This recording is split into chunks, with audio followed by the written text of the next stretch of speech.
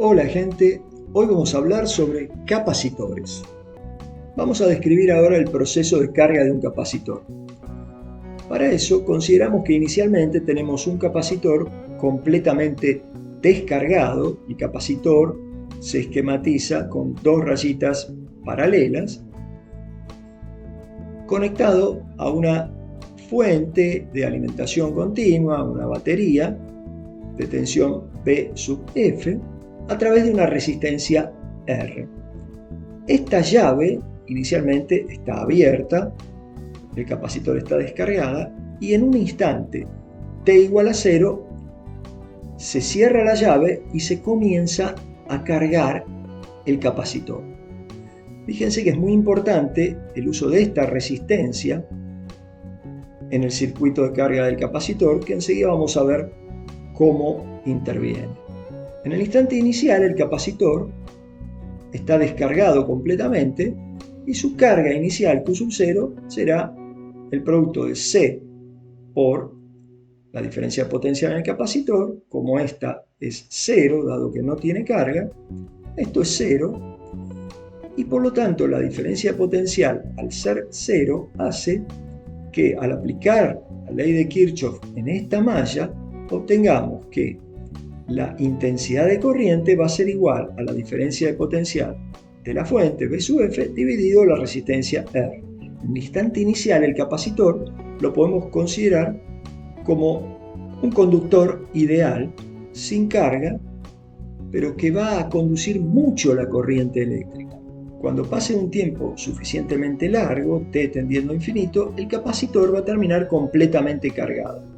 En esa situación, la intensidad de corriente que va a circular por el circuito va a ser 0. Entonces, la tensión en el capacitor va a ser igual a la tensión de la fuente B sub F. El proceso de carga del capacitor sigue la siguiente ley. La carga del capacitor va a ser igual a la carga final por 1 menos E a la menos T sobre RC. Y la intensidad de corriente que circulará por el capacitor en este circuito va a ser justamente la derivada de la carga con respecto al tiempo. Y al hacer esa derivada vamos a obtener que esto es igual a I0 por E a la menos T sobre RC, donde I0 es, como habíamos dicho antes, la tensión de la fuente dividido la resistencia R. Graficando la carga en función del tiempo, vemos que este proceso de carga sigue esta ley descrita por la ecuación de carga de un capacitor, en tanto que la intensidad en función del tiempo va disminuyendo también de acuerdo a la ley que mostramos antes. En el caso de la descarga de un capacitor, suponemos que inicialmente este capacitor está cargado. En el instante t igual a 0, cerramos la llave y vamos a descargarlo a través de esta resistencia R. En ese instante inicial, la tensión en el capacitor va a ser carga inicial Q0 sobre la capacidad C. Y por lo tanto la intensidad inicial de corriente va a ser igual a esa tensión inicial en el capacitor dividido la resistencia R. Cuando el tiempo sea suficientemente largo, t tendiendo a infinito, el capacitor estará completamente descargado.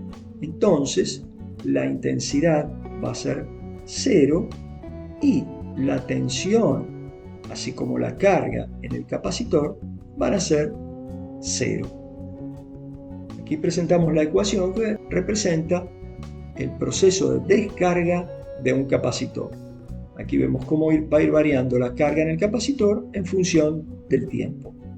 Fíjense que en todos los casos esta descarga, lo mismo que la carga del capacitor, estaba siempre relacionado con el producto R por C, que enseguida vamos a investigar un poquito más.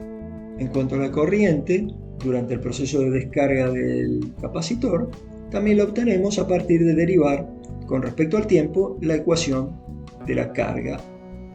Como les decía, este producto R por C se denomina tiempo característico del circuito. El tiempo tau igual a R por C se mide en segundos. Fíjense que el producto de la resistencia expresada en ohm por la capacidad expresada en faradio da como unidad segundo. A este producto R por C entonces se lo llama constante de tiempo del circuito o tiempo característico del circuito. Cuando el tiempo sea igual a R por C, fíjense que aquí la intensidad I0 va a quedar multiplicada por E a la menos R por C sobre R por C, o sea, E a la menos 1. Tomando que E es aproximadamente 3, E a la menos 1 será un tercio.